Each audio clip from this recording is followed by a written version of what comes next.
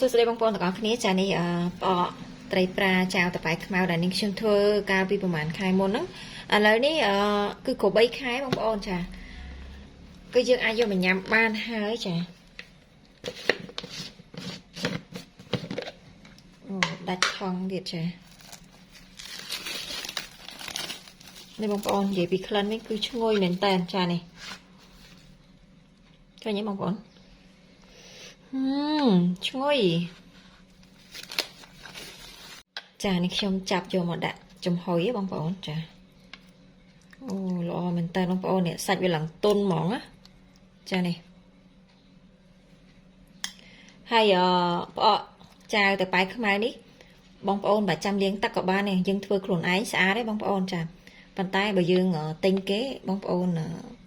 អាចលាងទឹកបានព្រោះថាគេដឹងអត់ដឹងគេធ្វើមិនទេបងប្អូនអត់ដូចយើងធ្វើខ្លួនឯងណា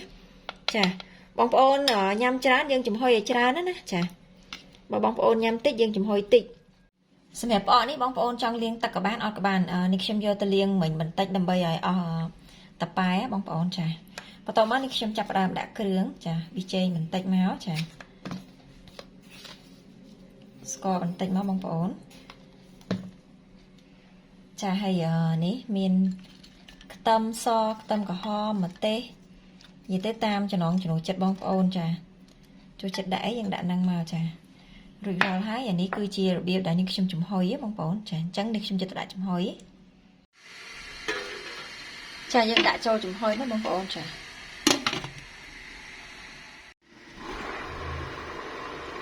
ចឹងផ្អកបើយើងឆ្អិនណាបងប្អូនចានេះខ្ញុំបិទភ្លើង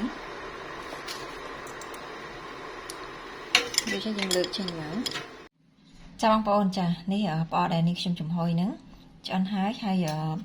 សម្រាប់រសជាតិនេះគឺឆ្ងាញ់ណាបងប្អូនហើយចាដោយសារនេះខ្ញុំអត់ទាន់មានបន្លែនេះខ្ញុំចំហុយឲ្យឆ្អិនហើយបាននេះខ្ញុំទៅរកបន្លែតាមក្រោយហើយផ្អកដែលឆៅនៅសល់នេះបងប្អូនទុកក្នុងកន្លហ្នឹងហើយចាមិនបាច់ចាំដាក់ទូទឹកកកអីណាចាអញ្ចឹងសម្រាប់វីដេអូគឺមានតែប៉ុណ្្នឹងទេចាអរគុណជំរាបលាបាយបាយ